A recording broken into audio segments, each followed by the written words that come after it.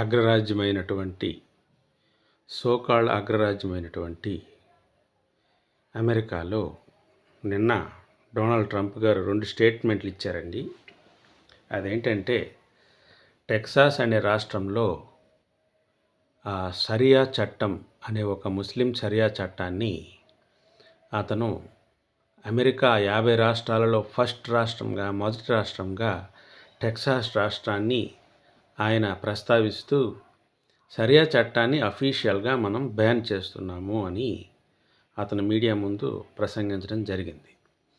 అలాగే షరియా చట్టం అనేది ఆల్రెడీగా యునైటెడ్ కింగ్డమ్ అనే బ్రిటిష్ ఒక ఇంగ్లాండ్ ఉంది కదండి, అక్కడ ఆల్రెడీగా అక్కడ మైనారిటీ కోరికల మేరకు పెట్టారు సెక్యులరిజం అని చెప్పి.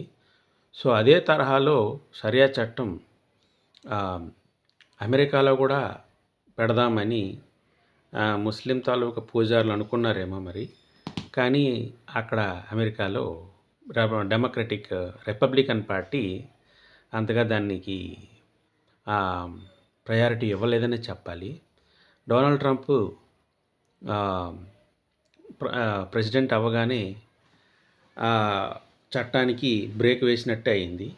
సో అమెరికాలో ఫస్ట్ స్టేట్ 50 రాష్ట్రాల్లో మొదటి రాష్ట్రంగా చరిత్రకెక్కిన హ్యూస్టన్ టెక్సాస్లో షరియా చట్టాన్ని బ్యాన్ చేసడం జరిగింది. ఇది మీడియా పూర్వకంగా అక్కడ చెప్పడం జరిగింది.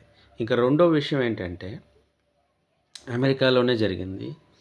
ఎవరైనా సరే శరణార్థి కానీ అమెరికన్ సిటిజన్ కానీ ఉద్దేశపూర్వకంగా అమెరికా జాతీయ జెండాని తగలబెట్టిన, దాన్ని పబ్లిక్గా చించిన 1 సంవత్సరం జైలుతో పాటు చాలా హెవీ ఫైన్ ఉంటుంది అని వైట్ హౌస్లో డొనాల్డ్ ట్రంప్ గారు పత్రికా మూలకంగా అక్కడ చెప్పడం అయితే జరిగింది. హెవీ ఫైన్ ఉంటుంది, ఆ పైన 1 ఇయర్ నాన్ బెయిలబుల్ జైలు ఉంటుందని అతను పత్రికాముఖంగా వైట్ హౌస్లో చెప్పడం జరిగింది. సో ఎవరైనా సరే ఈ మధ్య ఇల్లీగల్ ఏలియన్స్ అని చెప్పి అక్కడ ఇమిగ్రేషన్ పోలీస్ వాళ్ళు చాలామందికి అరెస్ట్ చేశారండి.